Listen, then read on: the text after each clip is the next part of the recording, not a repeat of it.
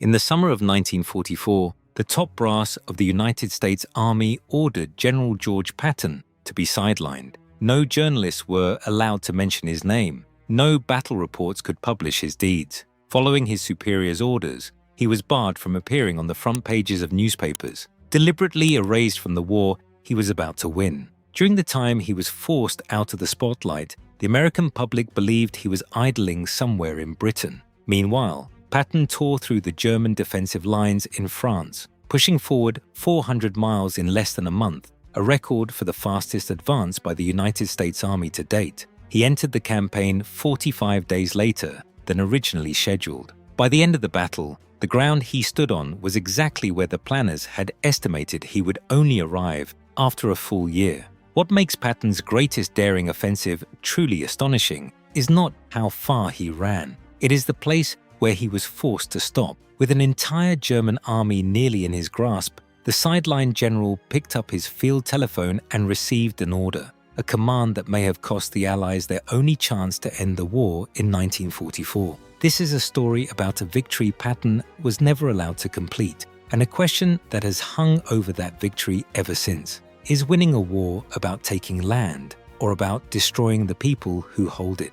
The people commanding this war did not trust George Patton. They admired him, feared him, and depended on him, but they just did not trust him. By the first few months of 1944, they decided on the safest way to deal with this most dangerous general. They were going to bury him alive. The previous summer in Sicily, he had slapped 2 soldiers who were mentally exhausted from heavy combat, and when that story got into the newspapers, it blew up into a scandal that nearly ruined his career. Then came the Nutzweiler incident, where a few offhand remarks he made at the opening of a club in England were printed in the newspapers and wildly exaggerated into a diplomatic embarrassment. Each time, as his longest and most loyal defender, Eisenhower had to weigh whether this man was worth cleaning up the mess left behind. Each time, cold realism won out. Patton stayed because no other commander in the Allied camp could do what he could. He was held on a very short leash,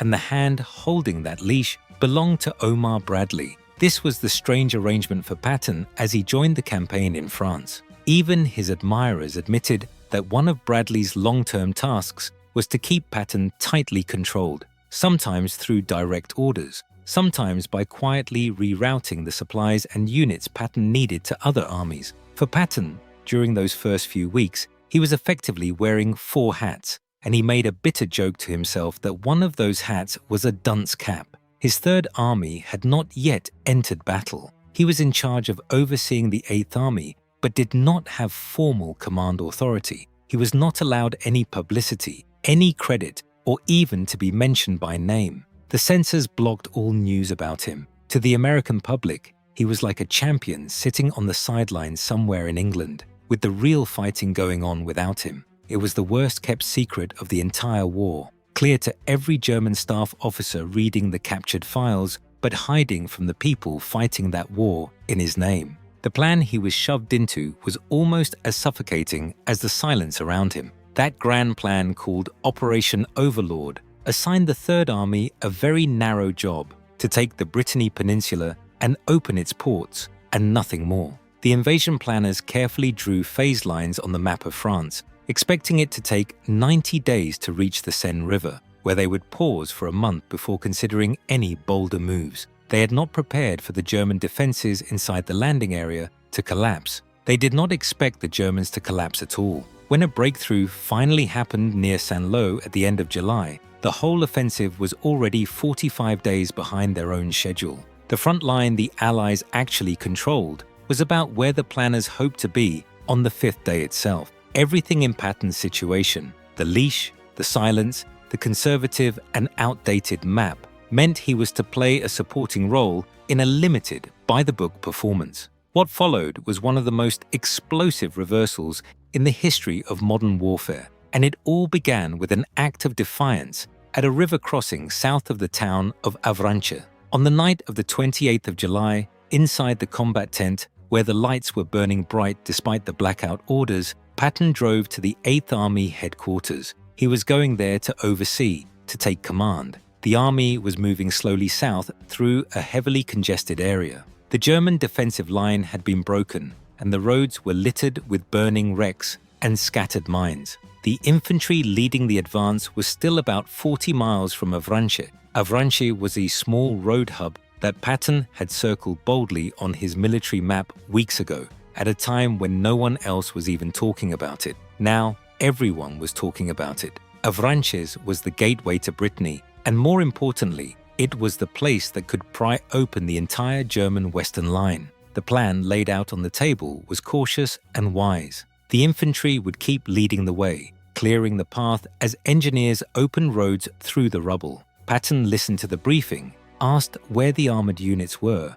and gave the order that would define this battle. He told John Wood and Robert Grove's armored divisions to lead the push, with infantry following closely behind. He knew this was a complete overturning of accepted military doctrine. The textbook said in this closed, hedgerow-filled terrain, tanks couldn't move faster than infantry. Tanks were supposed to support infantry, not race ahead of them. Patton never bought that. During his months in Britain, he had been cooking up a very different idea: break through gaps with scattered tank teams, sweep wide around any resistance, and keep moving relentlessly so the enemy never got a moment to regroup. He grinned as he turned to Corps Commander Troy Middleton and joked that such maneuvers would flunk out any staff college. But this was war, not school. At dawn, the two armored divisions rolled forward with immediate, staggering effect. The fall of Coutances marked the official end of Operation Cobra, even though the battle had exceeded every limit originally planned.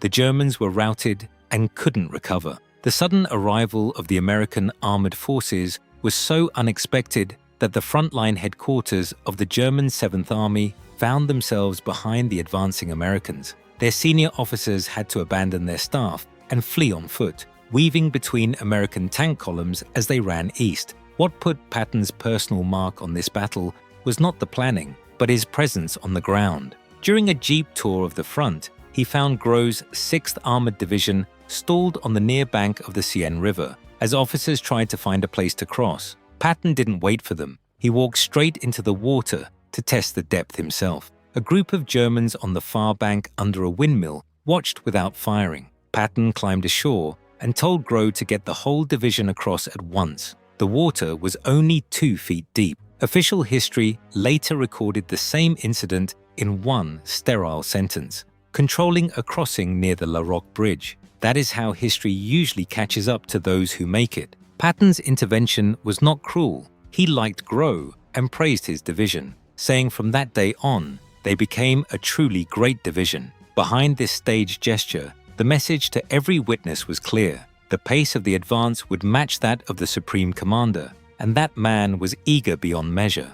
As usual, Patton fixated impatiently on a distant detail he could not let go of. East of Avranches, 2 dams stood at the mouth of the Saloon River. Patton understood if the retreating Germans blew them, the resulting flooding would block the only viable southern road for days, strangling the breakthrough before it could start. He had harassed the Air Force to bomb the dams, but to no avail. One late night, he even proposed dropping paratroopers to seize the dams to Bradley, who dismissively brushed off the idea. In those last hours before his army sprang to life, Patton watched over the dams like he had decades before, anxiously eyeing a lone bridge on an early battlefield. He fixed his gaze on a problem no one else thought worth noticing. The crisis peaked on the night of the 31st. At 8th Army headquarters, Middleton almost breathed a sigh of relief when Patton arrived. Middleton admitted he had orders to advance only to the Saloon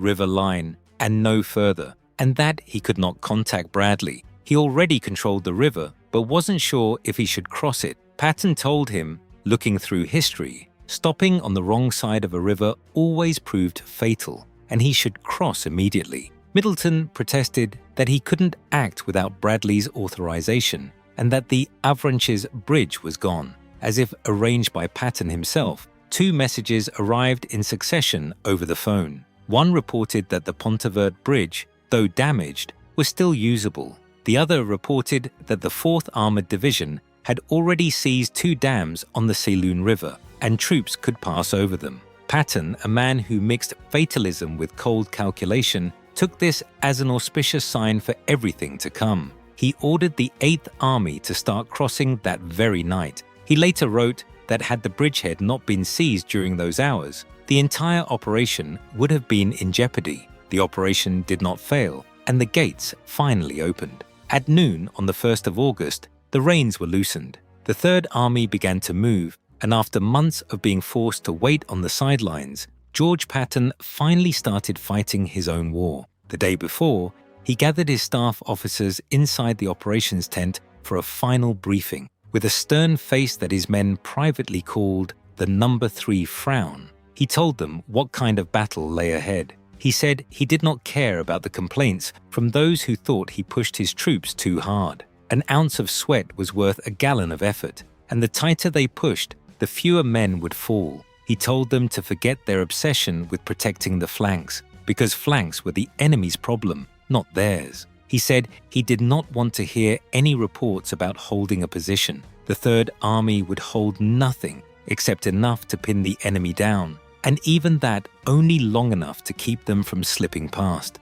He quoted a French saying, declaring their only motto, be bold, and always be bold. Then he cracked the brightest smile and, with a wink of sarcasm, thanked his men for performing so well while doing nothing, and told them he expected the same when they finally had something to do. What followed was a battle like a flood breaking through a broken dam. Patton's forces poured out in every direction all at once. General Grau's 6th Armored Division roared westward along the top of the Brittany Peninsula straight for the major port of Brest. General Wood's 4th Armored Division pushed toward Rennes, the capital of Brittany, and beyond. Other columns charged east toward Le Mans and south toward Laval, until this single army group fought along a front that practically spanned every compass point. The chaos had a method, one Patton had rehearsed in his mind for months. He told his commanders to bypass resistance instead of destroying it, to seek out gaps and weak points in the defenses, and then flood through into the enemy's rear. He split his armored divisions into fast-moving smaller groups, using them like cavalry on horseback. In his own words, it was a carefully thought-out big gamble. No formal plan could improve on it because there was no longer an organized enemy to plan against. The improvisation bordered on the absurd when a shot-down American pilot named Coffee was secretly escorted across German lines by the resistance and brought news that the roads around Angers were empty and the bridges intact. Patton wasted no time. He seized the opportunity and ordered a hastily assembled force to race 100 miles and capture the city on the spot. He admitted he had not asked General Bradley's opinion, who would surely have thought this too risky. He admitted it was a bit of a gamble, but war is always a gamble.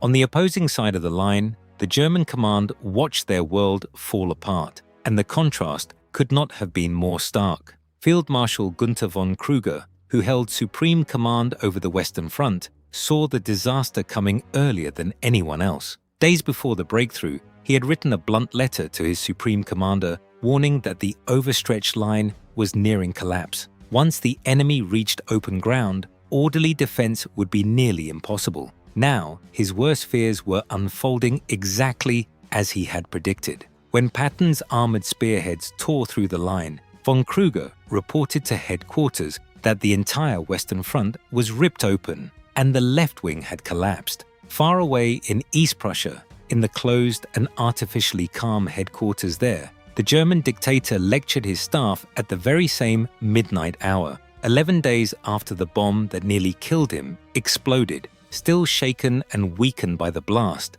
he had become an almost lucid observer of his own destruction. He told them the real center of gravity in the war had shifted for the first time from the Eastern to the Western Front. Mobile warfare was no longer something Germany could conduct. Close to 1 o'clock in the morning, he broke into self-pity, longing to visit the Western Front himself, but unable to go because his injured ear prevented flying. He said he could only stand and speak for a short time before having to sit down and fall silent. This was still the man giving orders, a near shell of himself presiding over a collapse. Meanwhile, thousands of miles away, the American who grasped the same reality was not theorizing about mobile warfare on paper, but personally conducting a mobile war himself. Looking back, it is easy to be fooled into thinking these weeks mark the moment when the machine age finally killed the old idea of the genius warrior, the lone commander who could bend a battle with the power of personality.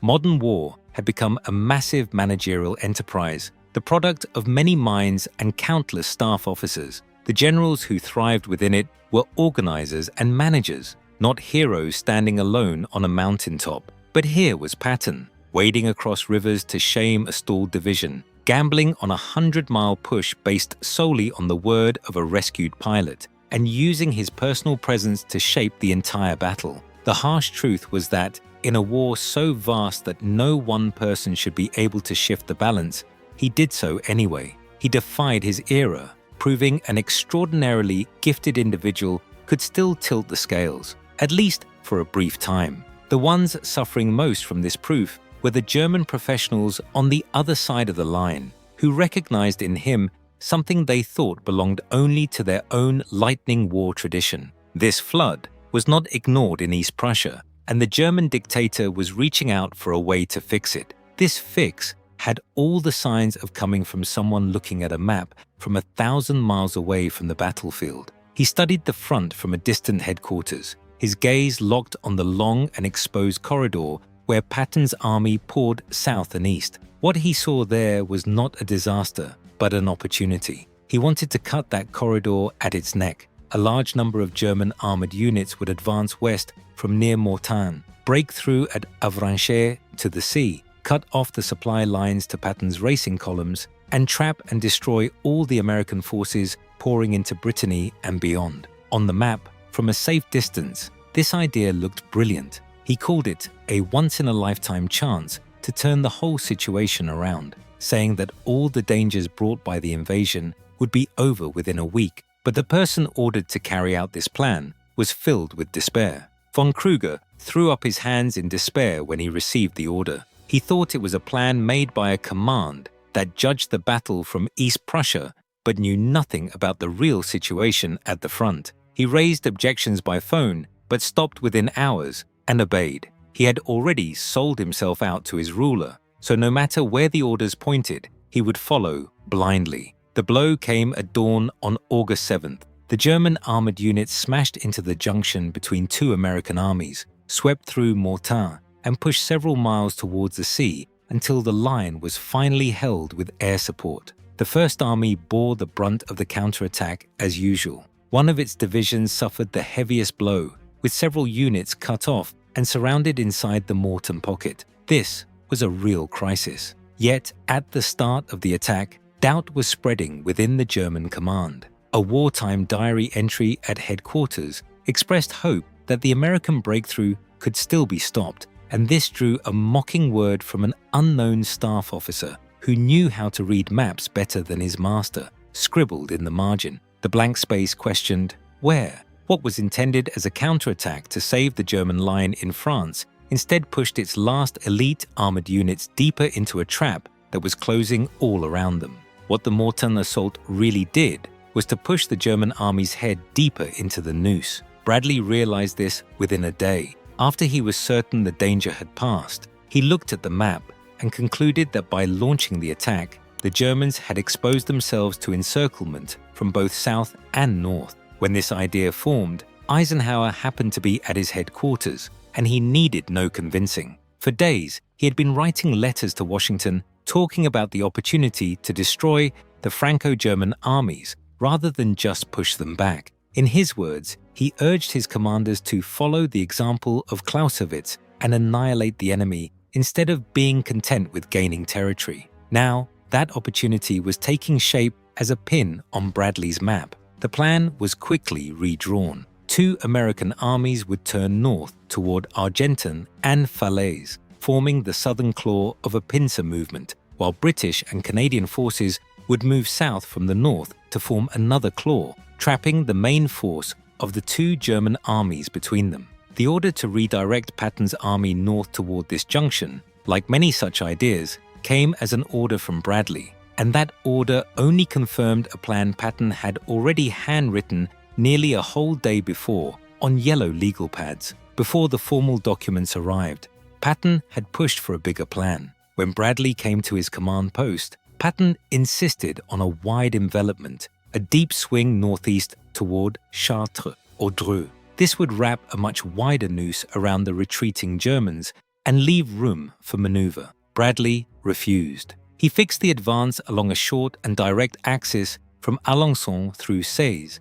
toward Argentan, a narrow corridor tightening around an area already crowded with tens of thousands of retreating Germans. Patton warned that space was too tight for the kind of maneuvering the operation needed. There were too many Germans jammed inside. He needed room to move. Bradley stood firm. Patton, still under probation and unwilling to trigger a confrontation, he knew Eisenhower would rule against him on, complied, and wrote the order that turned his marching flank north. That order planted the true mission in a private code he used with his subordinate commanders when he intended to go beyond what his superiors indicated. The phrase, "prepare to advance further," told Haslip he could not stop at Argentan, but had to move on to Falaise and beyond to the Canadians. The trap was laid, and the Germans were hurrying right into it. The closing of the pincers was delayed, but not by the enemy. When Patton's lead divisions advanced north, the French armored division under Leclerc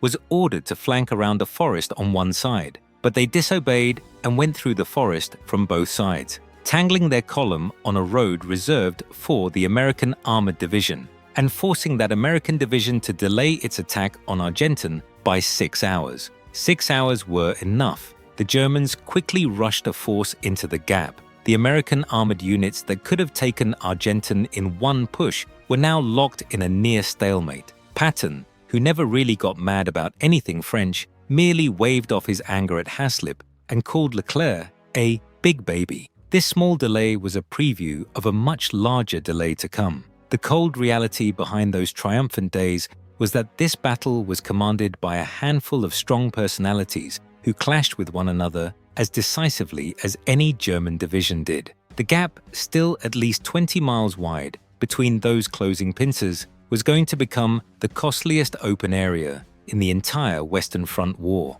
By the morning of the 13th of August, Haslip's forces had reached Argentan and pushed their reconnaissance units forward. The Canadians were struggling to advance from the north, only a few miles away from Falaise. Between the two forces lay a gap of about 15 miles that was shrinking by the hour. Trapped within this tightening encirclement were two disorganized German army groups, estimated to number 100,000 or more, whose commanders were convinced their doom was imminent. Sepp Dietrich had sent a telegram warning that unless the front lines withdrew immediately, both army groups would be completely destroyed, with the enemy soon able to fire into the pocket from all directions. German senior officers expected annihilation at any moment. The destruction did not come, not because the German lines were strong, but as official historians put it, due to the sudden halt of the American offensive. General Patton, who had advanced north alongside the lead units, had warned Haslip days earlier to ignore the boundary lines on the map and be ready to push directly past Falaise, promising he would issue that order. Now, Patton picked up the field telephone and called Bradley with an idea that would echo through history. He said his troops were already at Argentan. If allowed to keep pushing toward Falaise, they could drive the British back into the sea and create another Dunkirk. The answer was no. Bradley told him it was impossible. He could not cross Argentan. He had to halt and concentrate forces at that shoulder of the line. Reports from the army group's intelligence said the Germans were already withdrawing from the gap, and the thin American defenses lying across their escape route would likely be overrun. This intelligence would prove to be one of the worst misjudgments of the battle, based on the mistaken belief that the German main forces had escaped eastward to safety. In reality, the vast majority of the German army remained trapped inside the shrinking pocket. However, the order was not rescinded, and the reasons behind it went much deeper than a miscalculation. The boundary line that blocked Patton came from Montgomery, sitting between the British and American army groups. Montgomery, who expected his Canadians to close the gap from the north, saw no reason to move the line and let the Americans cross into his territory. Bradley was uneasy about the exposed flank and doubted his troops could force their way through. Eisenhower, who was in France closely following the battle and had been promoting the complete destruction of the enemy for 2 weeks, did not intervene. Overruling tactical decisions made by frontline commanders was simply not his way. Those with authority let events unfold, and the gap remained wide open. Patton did not accept this quietly. He called again, his voice tense and raised, insisting that Hayslip was holding firmly on the boundary line with patrols already beyond it, and that further advance was completely feasible. He questioned whether Bradley had really thought it through. He begged his chief of staff to speak with Bradley and contact Montgomery to reconsider the boundary line. His staff tried calling the British command directly, but only got polite, cold refusals. Permission was denied. When the final rejection came, Patton's face flushed, lips turned white, and he turned to his chief of staff. This instinctive reaction revealed how keenly he understood the seriousness of the moment. He said the question of why this army was stopped at Argenton was going to become a matter of great historical significance. He ordered the transcript of this conversation to be included in the Third Army's official history. He did not lash out publicly. Instead, he archived the evidence. Orders were passed to Hayslip to stop the advance, recall any units already pushing toward Falaise, and regroup to prepare for an assault in a completely different direction. The offensive that Hayslip himself had once believed could decide the entire Western European campaign was cut short by a single restraining leash. While this order froze the most aggressive commander in place, the man who issued it, according to Eisenhower's naval aide, was calmly playing bridge at his headquarters, serene as if he had just come back from a round of golf. The contrast is almost impossible to record. One general sat playing cards. Another, far to the south, was archiving a transcript to face history's judgment. In between, a German army that should have ceased to exist began slipping out through the unsealed gap, first slowly, then in a flood. It was not until the evening of the 19th of August, 6 days later, that the Falaise gap was finally closed at Chambois. The Allies captured roughly 50,000 prisoners and counted about 10,000 German dead on the battlefield. But the number who escaped remains uncertain and will never be known. Estimates range from 20,000 to 80,000, with the lower number nearly certainly too small and the higher number definitely too large. Somewhere within that uncertain range marched the divisions that would be defeated again in the Moselle battles that autumn and the snowstorms of the Ardennes that winter. The Germans themselves would come to regard their escape from Falaise as one of the proudest military feats of the battle, a rescue, not a defeat. We often look back at the fighting that summer, assuming the greatest victory went to those who advanced fastest and took the most ground. By that measure, the sweeping storm through France was an almost unmatched triumph. The harsh reality is that the decisive question was never how far an army could run. It was whether it could destroy the enemy within reach. At Argenton, when the enemy was almost crushed in the palm of their hands, the fastest running army was forced to stop. Since then, this has been the haunting question lingering above the Falaise pocket, one that no one will ever answer. Long after the war, Eisenhower himself admitted the gap could have been closed, and that closing it might have delivered the Allies a complete annihilation of the enemy. The three men best positioned to do it, a general at the card table, an army marshal guarding the map, and a supreme commander unwilling to override his subordinates. Between them, missed one of the greatest opportunities of the war. Patton's silent protest, as he archived the evidence and obeyed orders, was the loudest statement of his career. The army that stopped at Argenton did not stay still for long. After being deprived of the chance to destroy the enemy, Patton once again turned his course eastward and resumed the one thing he was allowed to do without limitation: advance. Within a few days, his corps raced toward the Seine River and launched another broad encirclement, reaching the riverbanks north and south of Paris. Most of the enemies he faced had already ceased to exist. On the 14th of August, standing before a map that recorded an incredible 2-week advance, he told his staff that the Third Army had gone farther and faster than any army in history. The data backed up his claim. Over a period of 26 days, this army advanced about 400 miles, liberating nearly 48,000 square miles of French territory. By mid-September, the ground they stood on was considered unreachable by any Allied force for nearly a year. On the surface, this was one of the most spectacular campaigns ever launched by the United States Army. But at its core, the victory was hollow. Anyone paying attention could feel a cold wind blowing through it. Although a vast amount of territory was taken, the real work of war was only half done. The road leading to the Seine was nearly deserted because the Germans had almost nothing left to defend it. Patton's method of bypassing resistance and slipping through gaps was brilliant in covering distance, but it only skimmed past the enemy's fighting strength rather than destroying it. He urged his commanders to crush the German army and drove them forward with his full fanatic energy. Yet this campaign rarely saw the kind of fierce, decisive battle that truly annihilated the enemy. German forces expelled from one area usually remained intact and reassembled to fight in the next. This oversight would have to be paid for during the coming autumn and winter. The Brittany Peninsula embodied this story. The decision to surround major ports instead of launching immediate assaults and the long, costly, and ultimately futile siege of Brest tied down an entire army needed urgently elsewhere. It allowed many German defenders to cling to life for months on the peninsula. Bradley later regretted stopping Patton from sweeping the Germans out of Brittany with a fierce, fast strike. He privately told Patton that they had to take Brest only to keep up the illusion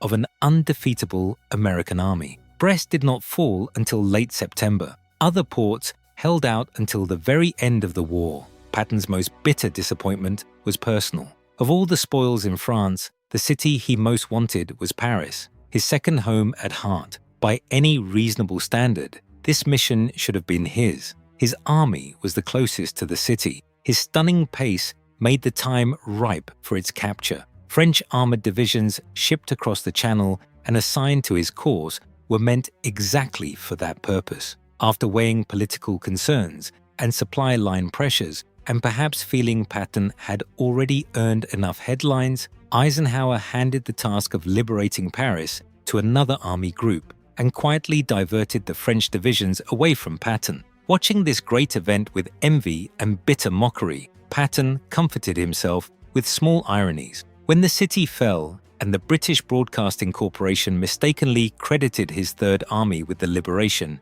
he called it poetic justice. He noted that if someone had not told him otherwise, he could have taken Paris himself, and that the French tank crews rolling relentlessly down the boulevards, despite the official record, were really just telling everyone they belonged to the Third Army after all. It was the smallest of victories, declared from afar by a general who remained sidelined at the official level. History's judgment on that summer carries lasting irony. The highest praise for Patton came from the defeated Germans. The professional soldiers of the shattered German armed forces, trained in the lightning warfare that Patton turned back on them, called him the finest Allied commander, a brilliant tactical genius of the war, and the general closest to their own ideal of a bold and decisive leader. Their praise stands oddly against the silence from Patton's own side, which wiped his name from communiques, credited more sober and less troublesome men,